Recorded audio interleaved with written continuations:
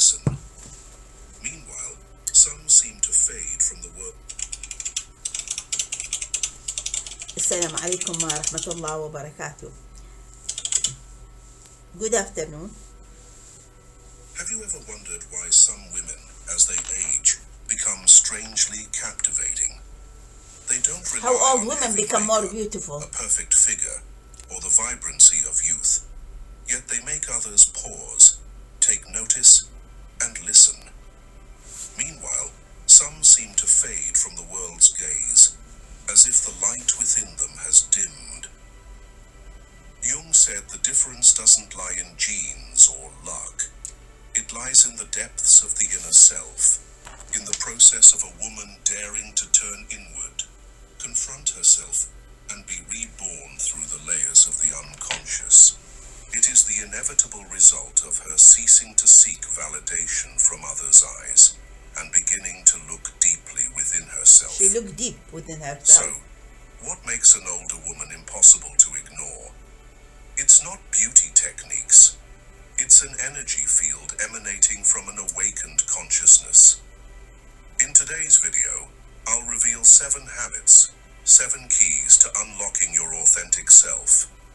Stay until the end, because the 6th habit, it might make you rethink your entire life. Before we begin, I'd love to know where you're joining me from today. Leave a comment below. Feel free to ask any questions, and don't forget to hit the subscribe button and turn on notifications so you never miss the insightful videos from the shadow work. Habit 1.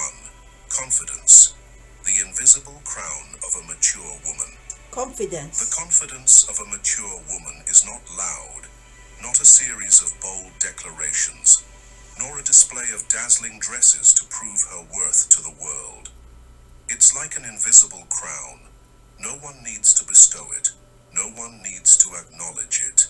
Yet everyone nearby feels its weight and majesty. True confidence is entirely different from the artificial confidence society often praises. We see women who wear a facade of pride. Of course, this is Carol Jung, a Swiss physician.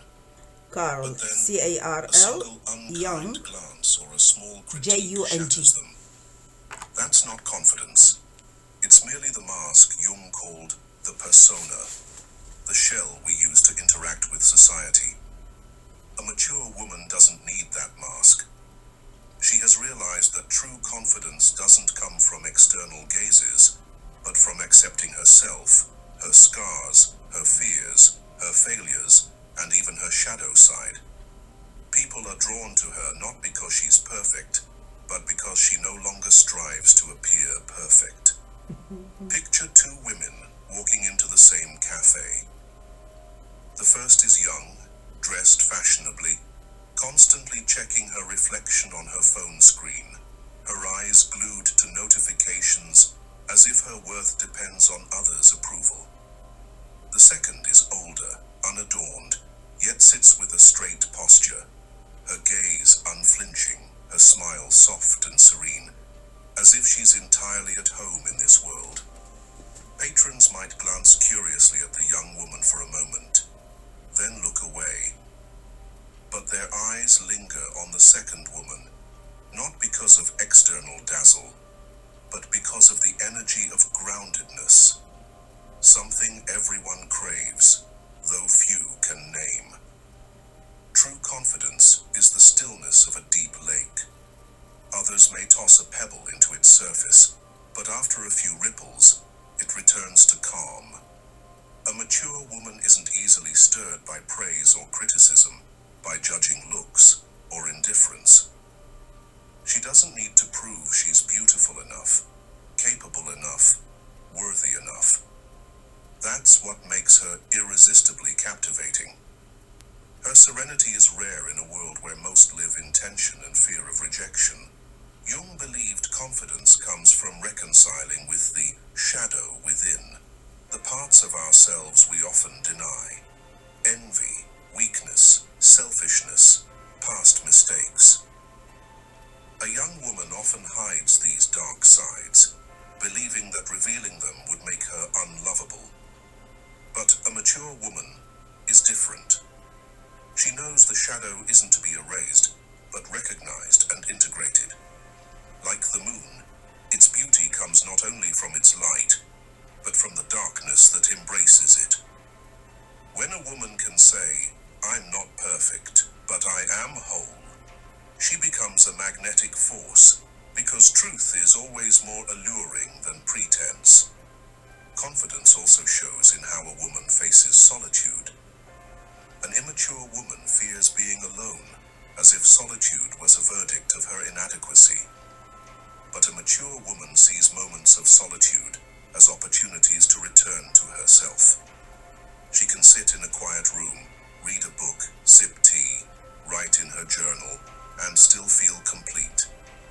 She no longer seeks external presence to fill an inner void. She knows her most faithful companion is herself. This confidence, when it radiates outward, means she doesn't need to beg for anyone's attention. Instead, others are drawn to her, like seeking a safe harbor in life's storms. The key is this: confidence isn't innate. It's a habit forged daily. It's the habit of looking in the mirror and smiling at yourself instead of pointing out flaws. It's the habit of standing tall, even when weary, not to impress others, but to remind your body it deserves respect. It's the habit of speaking less, so that every word carries the weight of awareness. And most importantly, it's the habit of self-forgiveness, not imprisoning yourself in regret, not letting the past define the present. Jung once emphasized, the privilege of a lifetime is to become who you truly are. Confidence is that privilege. It doesn't come from degrees, wealth, or appearance, but from the bravest journey of all, becoming yourself. A woman who walks this path wears an invisible crown, one no one can take away, forged from the experiences, pain, lessons, and light she has lived through. Habit 2. Letting go of seeking attention, becoming the one who is desired. I felt dirty when I found out electric toothbrushes only clean 60% of our teeth. The invisible crown of confidence gives a mature woman a quiet magnetism. But there's another secret, another habit that makes her light shine even brighter. Letting go of the need for attention. The more we crave others' gazes, the more we lose ourselves. Only by ending that chase does a woman become truly desirable. In psychology, Jung spoke of the projections of the unconscious. When we desperately seek attention, we project our inner lack outward, tying our worth to others' reactions. It's like carrying an empty vessel, running around waiting for someone to fill it. But the paradox is this: the more we hold out that vessel, the less anyone wants to pour into it. The craving for attention, when exposed, is like noise. It diminishes mystery, diminishes allure. Conversely, when a woman fills her vessel with joy, vitality, and care for herself, she stops standing in wait. Others, instead of feeling pressured to fill her, are drawn to her wholeness. Jung wrote, "What you resist not only persists, but will grow in size." The more we cling, the more we lose. The more we let go, the more we attract. Think of an open window to a lush garden. If you stand there daily, calling people to come look, pointing and inviting, they'll glance briefly and move on.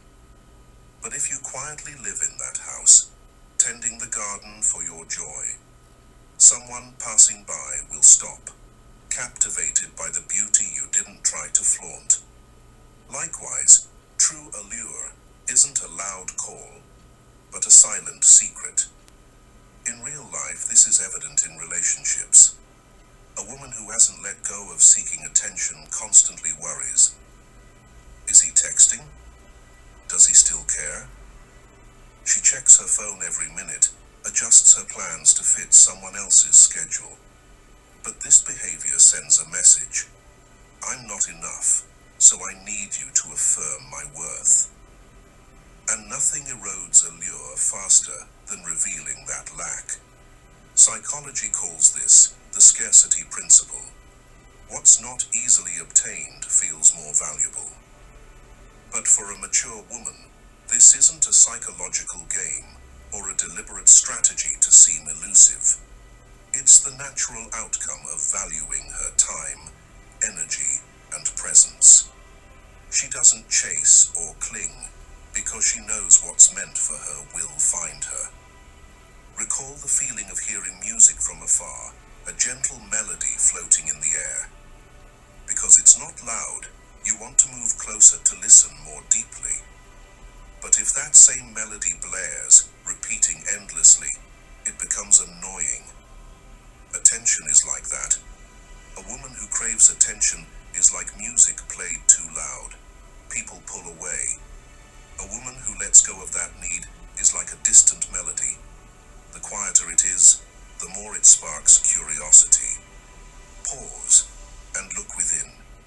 In relationships, in work, in every breath of life, what kind of music are you? A tune blaring, always trying to fill the silence with others' attention. The answer might surprise you, because sometimes simply letting go of the need to be seen makes you the view no one can look away from. This holds not only in love, but in everyday life. A woman chasing the spotlight, fretting over every like on social media, finds herself increasingly depleted.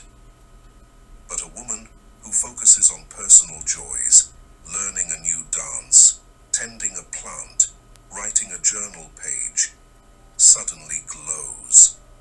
She radiates an inner light, not one reflected from others' eyes. Letting go of seeking attention doesn't mean becoming cold or distant. On the contrary, it's an expansion of freedom. She no longer depends on how others see her. This makes her energy relaxed, inviting, like a faint fragrance that doesn't demand but draws others closer. A man might feel safe beside her, knowing she doesn't need to cling to me to exist. That freedom is what makes her irresistibly captivating. Remember, craving attention often stems from a deep fear of not being enough, fear of being abandoned. But when a woman dares to face that fear, to sit with the void, to be alone and still feel whole, she steps into a new level of allure. She becomes a symbol of what Jung always emphasized, wholeness.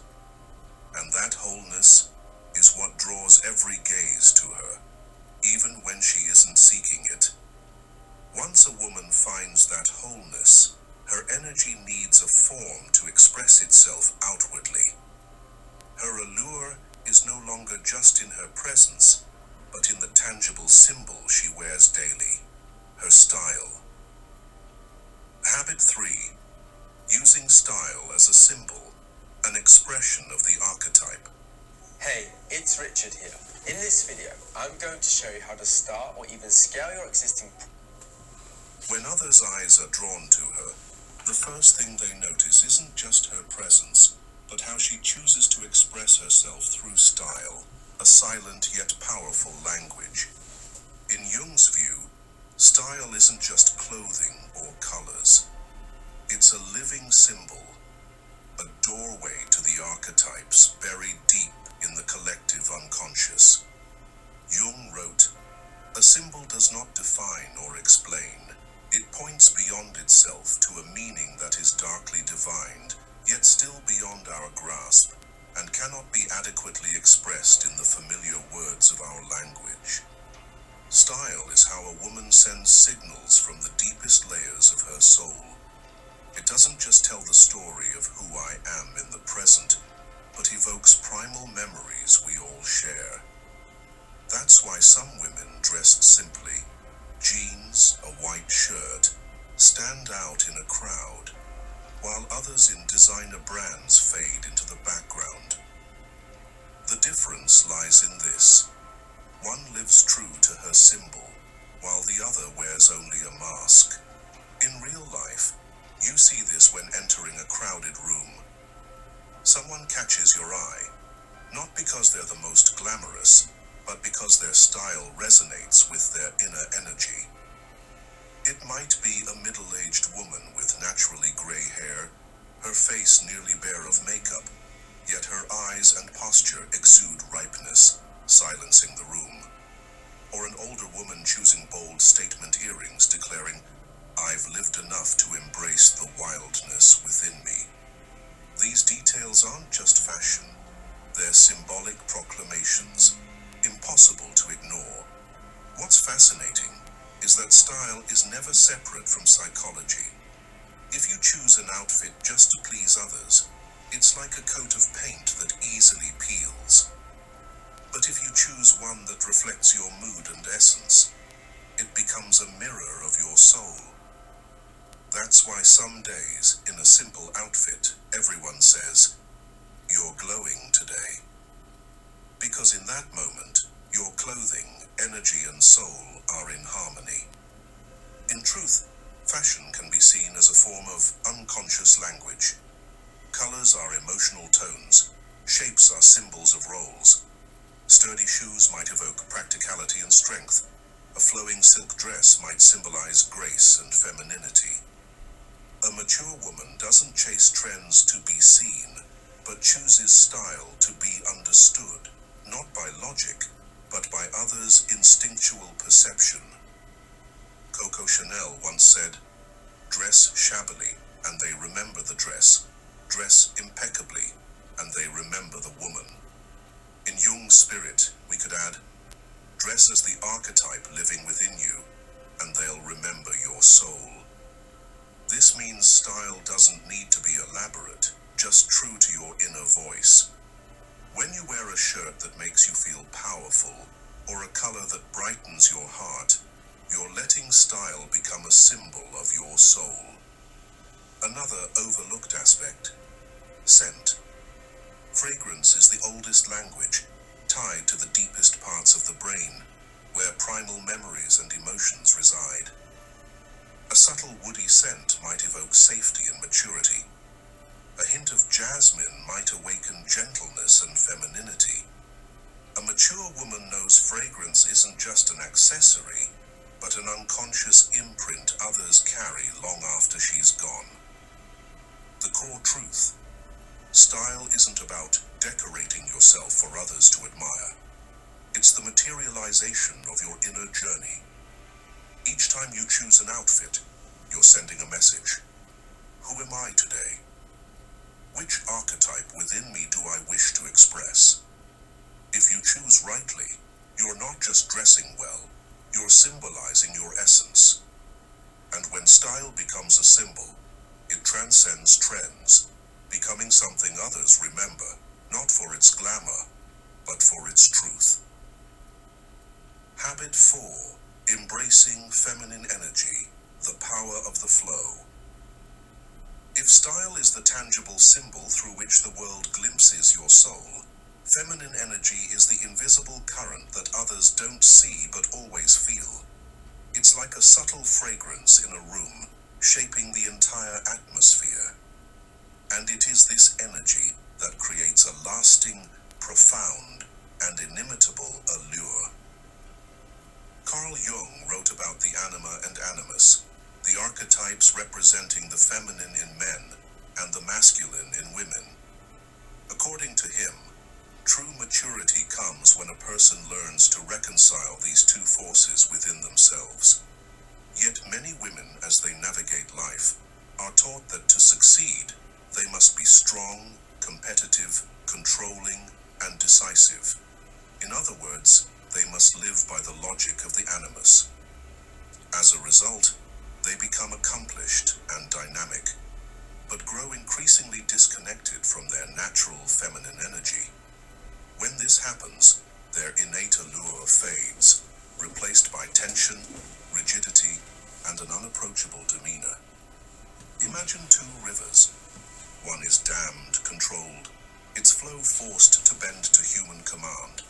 It may generate power, but it loses its beauty, its the river flows to its rhythm, sometimes gently reflecting the sky, surging with force, yet always vibrant and nourishing.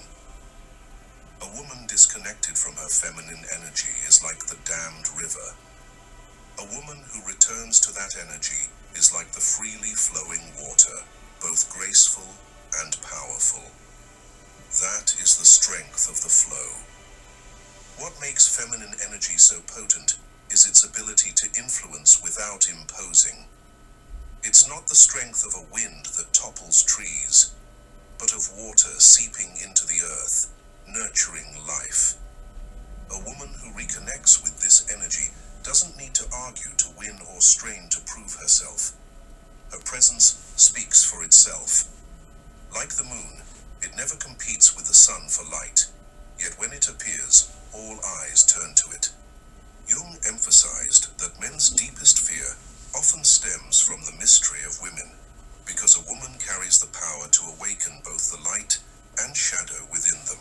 When you can get 10 days of teaching from the UK's top teachers for £10, why would you want to spend £100 plus on a single hour of private tutoring? If someone offered you and your children access to the UK's top teachers, people with a proven track record. This is what makes feminine energy uniquely captivating.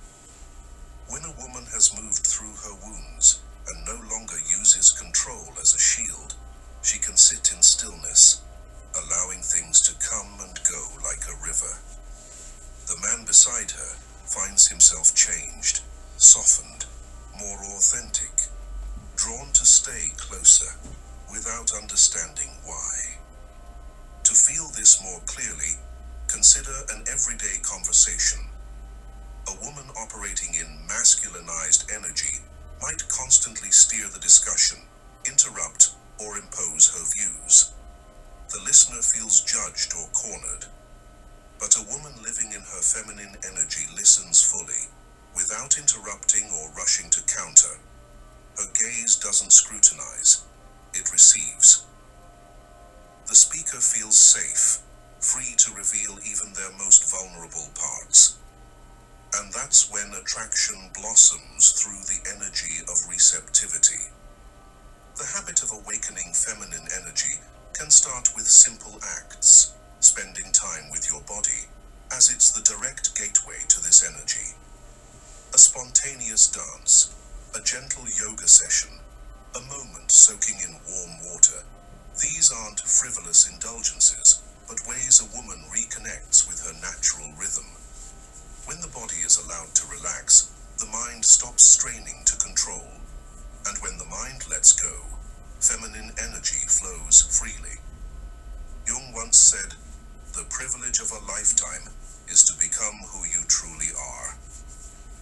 For women, part of that journey is returning to their feminine energy after tirelessly playing roles that demand strength and proof. When she embraces her softness, she doesn't lose strength. Rather, she discovers a new kind of power, quiet but enduring, like water wearing down stone. What about you? When you think of your journey back to your feminine energy, what's the greatest challenge? And when have you touched that powerful softness within? Share your experience below. We're always here to listen. Habit 5. The art of soulful communication. Dialogue from the depths. If feminine energy is the invisible current others sense intuitively, language is the surface ripple they encounter first. When these two merge, a mature woman's words become a soulful melody, not just conveying information, but touching the heart.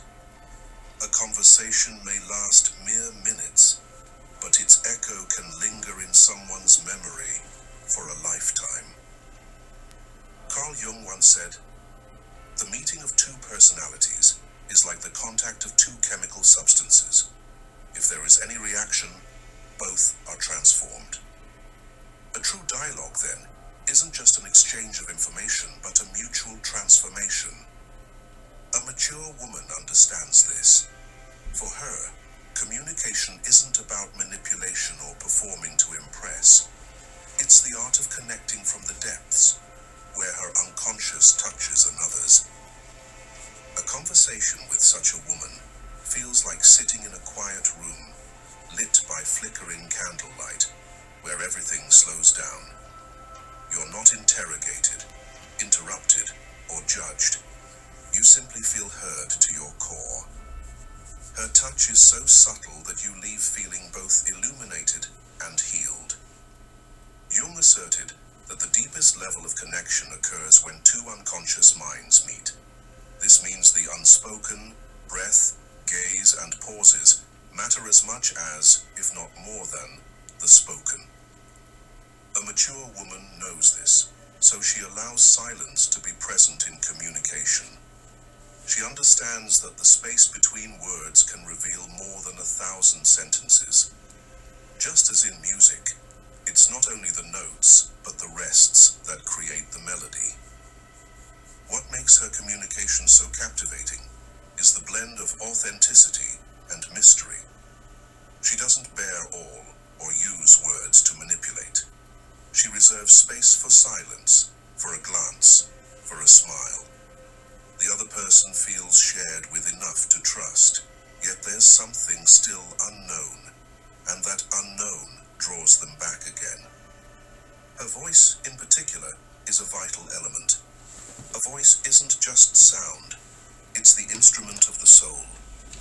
When a mature woman has reconciled her inner self, her voice carries the rhythm of a steady heartbeat, a gentle energy. Listeners don't just hear words, they hear a cadence. Her voice might flow like a babbling brook, making others want to linger just to hear more. Many men say they remember a woman's voice more than her face, because a voice imprints deeply on emotional memory.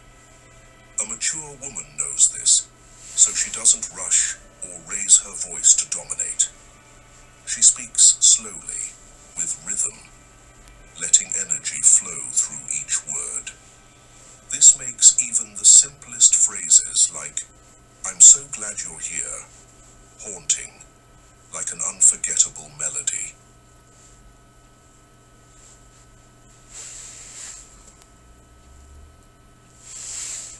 The art of soulful communication isn't a technique learned from books, but the result of listening to oneself.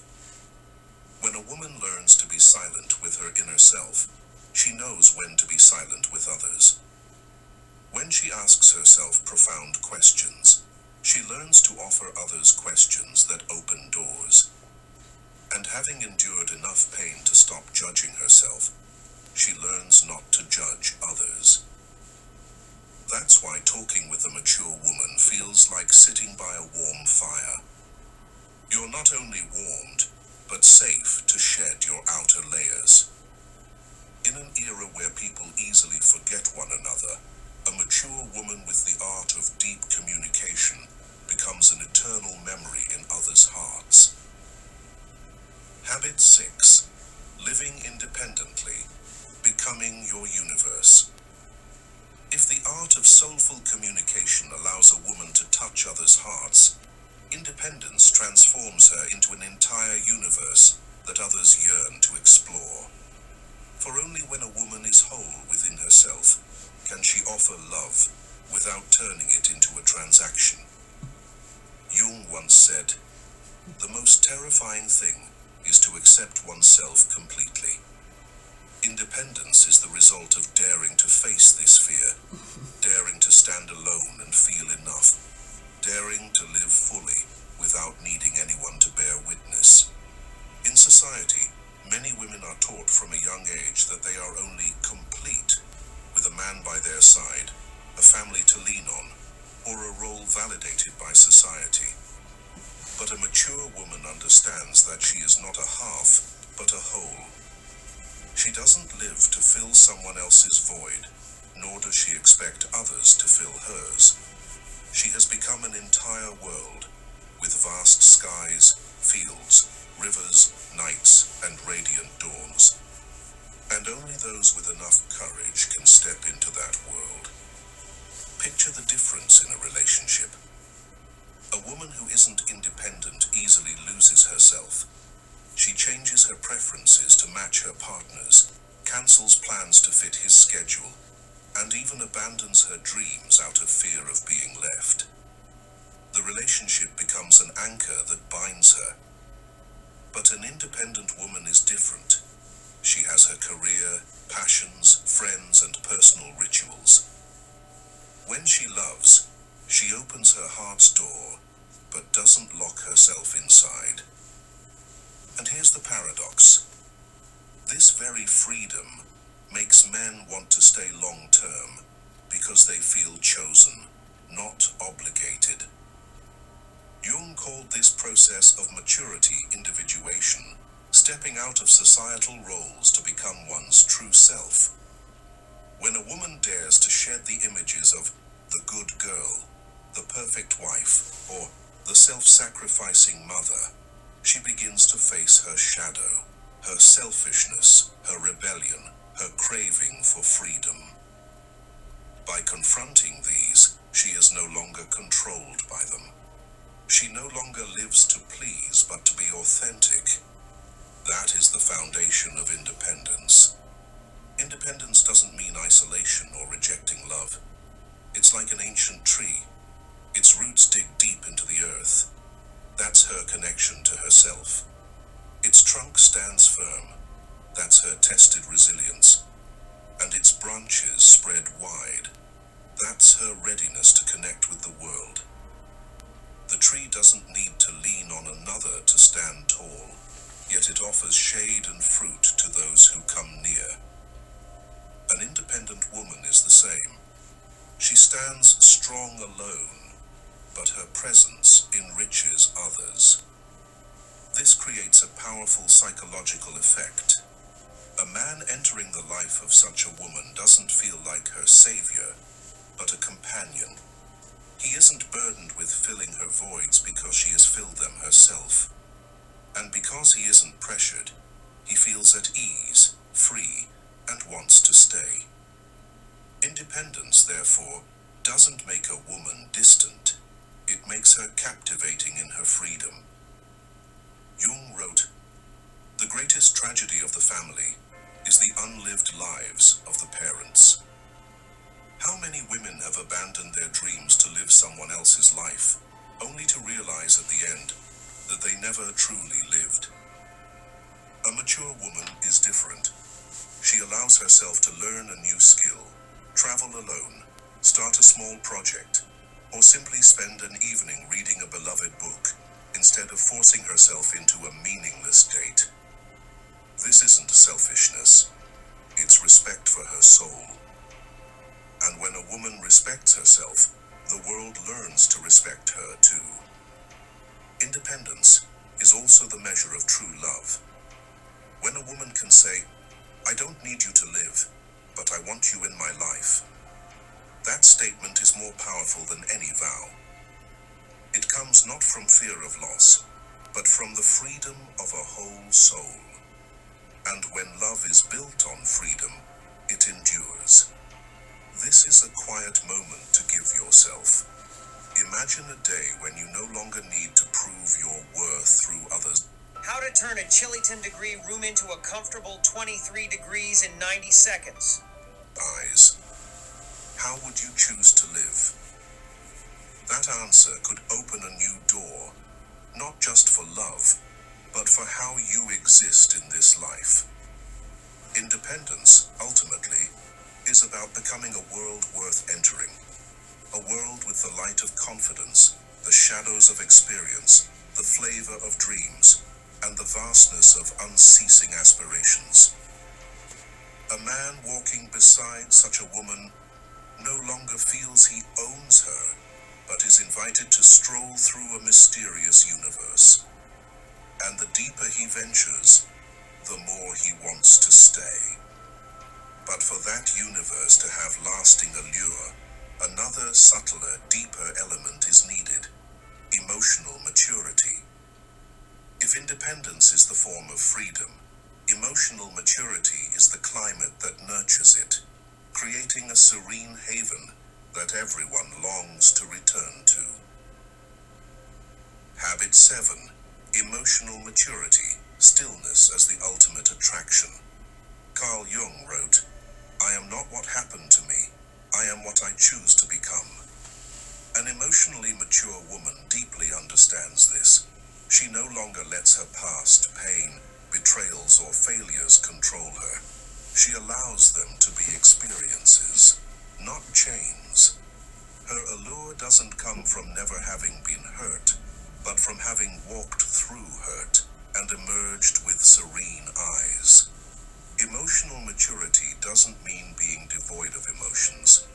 On the contrary, it's the ability to live with emotions without being swept away by them.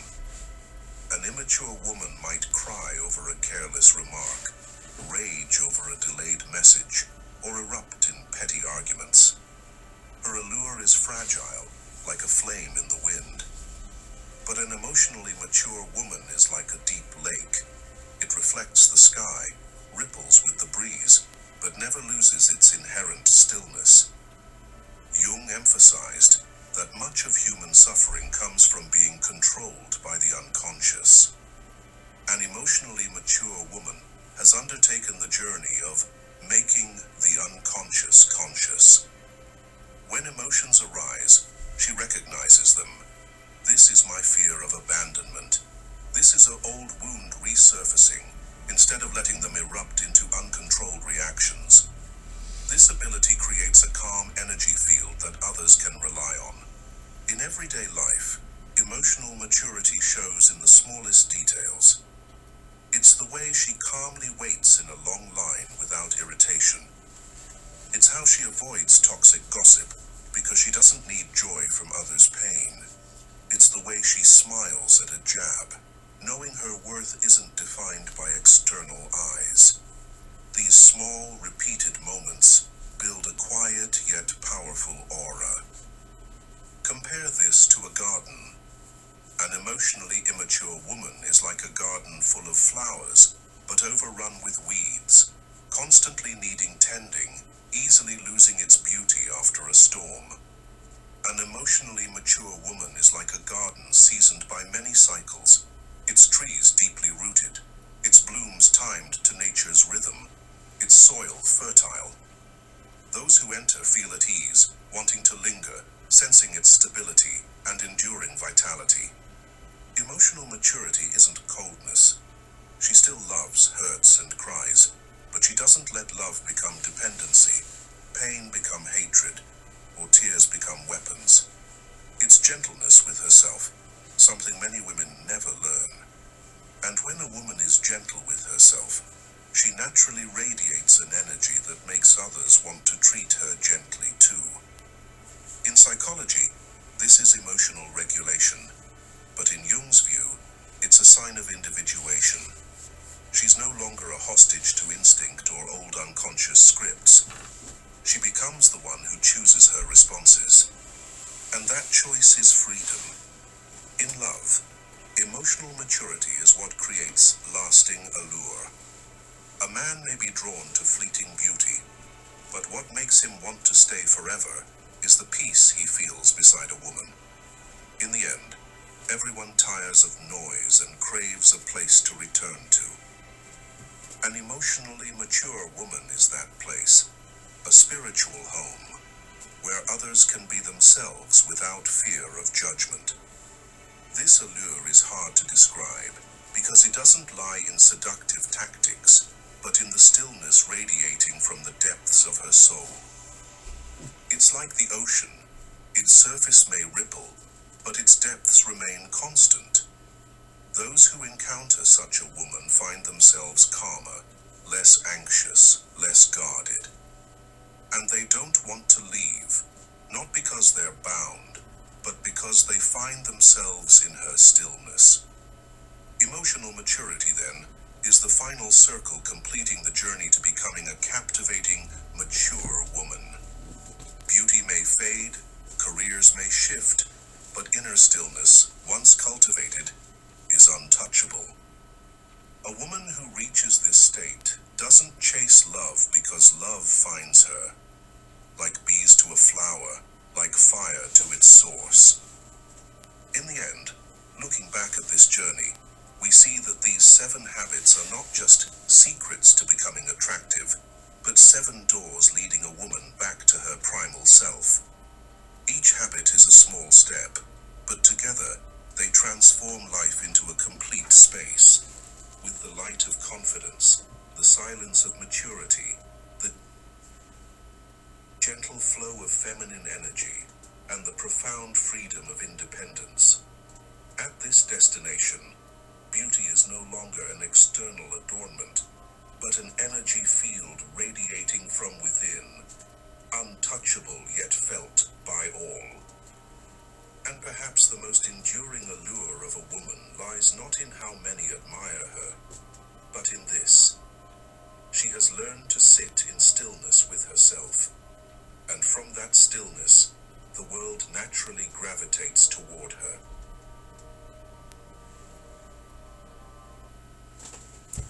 Amazing. Emotional maturity, emotional regulation is very good. We discussed this in the books we translated to Arabic, but you can use ChatGPT and translate it into English. Thank you and good night. Bye.